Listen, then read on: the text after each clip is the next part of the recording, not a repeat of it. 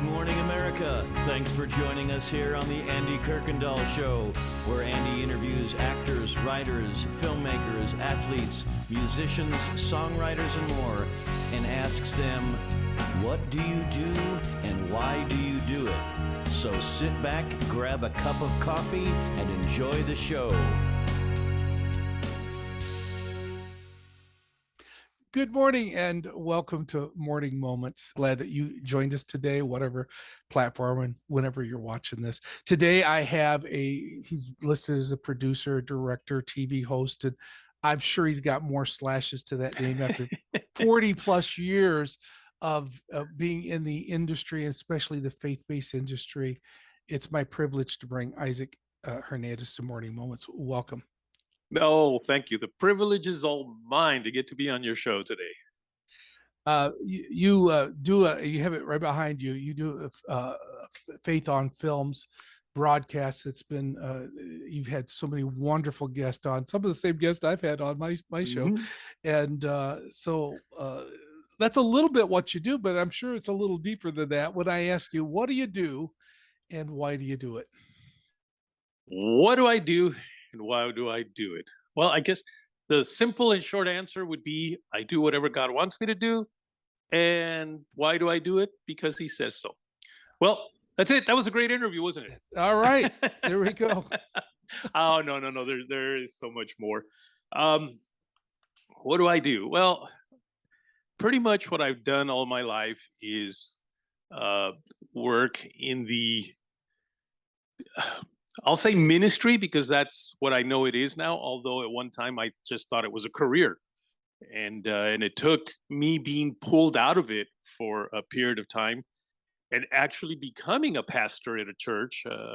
My kids used to call me the pastor of entertainment, but it was still pastoring because I was the worship leader, and I did all the all the dramas and shows and things that the church would do. But God took me out of television and put me as a pastor for one purpose, and that was to achieve or to get the heart of a pastor, and then to understand that what I had been doing and what I was about to do beyond that, I had to look at through those eyes of a pastor. So everything that I do now, even though it's in the area of entertainment, but it's still to me ministry, and it's a calling from God. So I grew up in a Christian home. My parents, especially my dad and his family, were very much into the arts. They used to do a lot of the church, dramas and skits and plays and all that. In fact, it just came to my mind. I remember a skit that he did. My dad was always doing some very interesting stuff. This is a skit that he did during a service. Didn't say this is a skit. So in the middle of worship, all of a sudden, this guy who was a minister, he wasn't a pastor there, but he was a minister. He stands up and he says, I'm sorry, I have to say something. God's been speaking to me, and he wants me to go to Africa as a missionary. You should have seen his wife's face. She looks at him like, huh? Nobody knew. They thought it was for reals. And of course, then they prayed, and then a little later into the service, they finalized the skit by him actually being like if he was in Africa and he was ministering to people in Africa, which of course was a bunch of us there as Africans. And that's just the kind of things my dad used to do. So I grew up in that, and I never really understood exactly what that meant in my life. Now, as I look back, of course, I see it's all been a preparation for what had in mind for me and for my area of ministry. So anyway, at like the age of 11, and I know I've told this story many times on some of these interviews that I've done, but at the age of 11, I set foot in a television studio for the first time in my life, and I looked around, and I just knew that is what I wanted to do. Now, there's something important here. You see, how did I know that? I mean, how come I had that feeling? Well, there's a scripture in the Bible that says that God will give you the desires of your heart. A lot of people take that as meaning, oh, good, what I desire, he's going to give me. I desire that Cadillac, and he's going to give me that Cadillac. But I believe that there's really there really is a different meaning, and that is that he will put desires in your heart. He will give you the desires of your heart. In other words, he will give you what to desire. Why is that important? Because if he puts a desire in your heart, he's going to make sure that you have the resources to fulfill that desire, because he's the one that put the desire. So he put that desire of television production in my heart. And by the time I was 17, I had an opportunity to volunteer at one of the largest Christian networks there is. It wasn't large then, but it was definitely on track to be the largest, and that was Trinity Broadcasting Network. I began to volunteer there because I was working for a gentleman that had a show on TVN. So he brought me in to start helping him with it, and then eventually I ended up being hired there, and I just continue to grow in that area of work, in that company, in that ministry, Trinity Broadcasting. But I got sidetracked maybe, I don't know, 20 years, maybe 15 or so years into it. And I ended up helping this gentleman start a church in Rancho Cucamonga. So we started a church there, Abundant Living Family Church. I was ordained as one of the pastors, and I really didn't quite understand what that was about. I've never wanted to be a pastor. Again, my area of desire has always been the arts, television, movies, dramas, skits, plays, you name it. But in those, I spent 10 years as a pastor of worship there. It's so funny, my kids used to call me the pastor of entertainment. I spent 10 years as a pastor of worship there. And what I was able to achieve, and I didn't really understand it fully until I went back into Trinity Broadcasting Network as a television director, that there was something I didn't have before, and that was the heart of a pastor, which I then picked up during 10 years of being a pastor. And so when I went back into media, when I went back into television, I came back with a different perspective. And that was the perspective that it was ministry that I was doing, that it was something that I finally understood this is something you were called to do, not something that you just love doing. So the reason I came back, by the way, was because Mrs. Crouch wanted me to come back and work directly with her in finding movies for the network.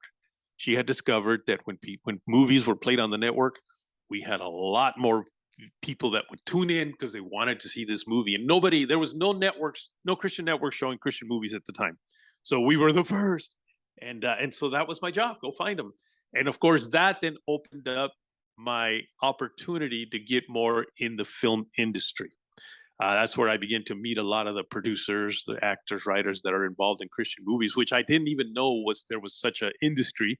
I knew there had been a few, movies back when I was a kid, but to see what was happening in that Christian movie world was very exciting to me. So I did that for 5 years, and then eventually went off on my own and launched the first Christian movie streaming platform, which no longer exists. After 13 years, it ended up being shut down.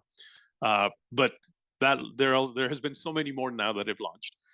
So what I'm doing now is mostly consulting in the film industry with that pastor's heart that I told you I gained.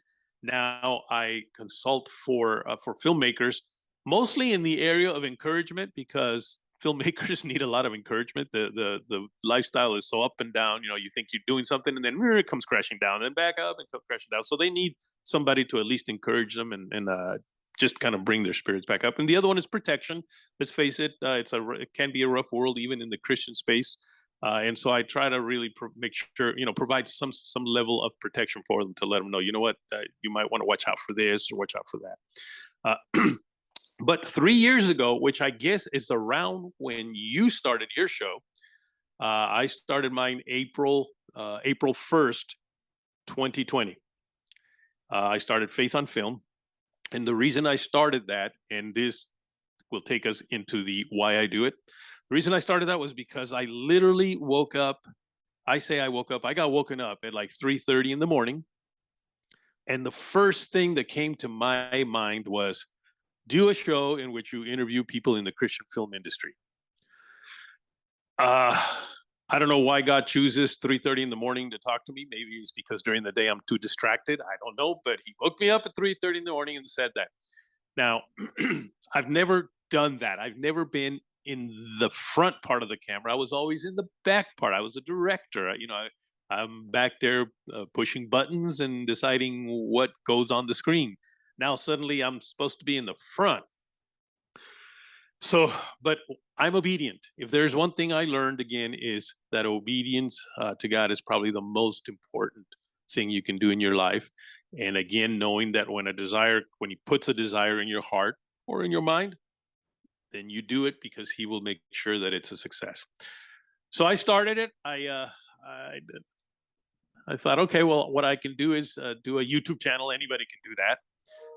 I'll start a YouTube channel and just start interviewing people. I didn't have money, so I wasn't gonna have a set and bring people in. I just figured, you know what, I'm just gonna do a Zoom style thing, kind of like we're doing now, which, by the way, was before it was very popular, because when COVID hit, suddenly these kind of interviews became extremely popular, But back then I thought, well, that's the only thing I can afford, so I'll do that, and I'll bring in my guests in. Through Zoom, and we can do a show. But I needed to do something, and that was to make it public. And the reason for that is because if I didn't do that, I would more than likely talk myself out of it. But by making it public, now I was kind of going to have to be held accountable. So I made it public, and I said, I put it on my Facebook page. I had already, at that point, I had like 5,000 followers on that. So I said, I'm going to start a TV show. This is what I'm going to be doing, and it's going to premiere April 1st. Then I thought, wait a minute, April 1st is April Fool's. I better let them know this is not an April Fool's joke. So I put, no, this is not an April Fool's joke. I'm really going to do this. So immediately, within a few hours, I get a comment on the, where people write comments to your posts. I get a comment from a guy that was running a very large streaming platform called Faith Unveiled Network. Interestingly enough, I named my show Faith on Film. Well, his was Faith Unveiled. And so he writes and he says, hey, can I put your show on my platform? I said, well, you do realize it's not a big show. It's just me on my camera here at home, and my guest wherever he's at on his camera, and that's very simple. He goes, it doesn't matter. What matters is that it's you, and that's what matters to me. So I'm not sure exactly why he said that, but that put a lot of responsibility on me, because there must have been something that I really had to do that had to do with my personal calling. So I said, well, sure, okay. This is all on the comments line on Facebook. So then I get another comment within, I don't know, an hour from a guy that ran a network that was on Directv. And it just so happened that network was owned by the same company that I was working for with that streaming movie platform called Parables. He was running a network called Upliftv on Directv. He says, wait a minute, you work for us. How come we're not getting this show? So I'm like, Bob, it's not really a big show. It's just me and another person talking on Zoom, He goes, well, you let me decide that. So I sent the show. When I did the first one, I sent it to him. And of course, I added the graphics. And I made it look at least halfway decent. And he says, look, this is better than half the shows we have on the network. I said, okay, well, yeah, I guess you can have it. And interestingly enough, my first episode was with Nancy Stafford. When she saw my post, she immediately called me and she says, Isaac, I want to be your first guest. And I was feeling like, wow, what a way to start with somebody as huge as Nancy Stafford. So that was just a little extra gift to me. So I did start the show, and it's interesting. First show is not only on my YouTube channel, but it's on another streaming platform that was worldwide, and it was on Directv. So it was truly amazing. And the way to know that it's God putting that in your heart is the filter that I use is it kingdom building, or is it Isaac building? So if it's Isaac building, it's my desire, and it's okay. I can have desires. But if it's kingdom building, then I know that this God that put that desire. As we close this interview, I want you all to, as soon as this interview is over, stop and pray for Isaac, that God would continue to bless him and use him in his purpose and God's plan for him. You see, Isaac needs your prayers, folks, and you need to practice. So pray that God would use him in a great and mighty way. Thank you for being with us our morning moments today.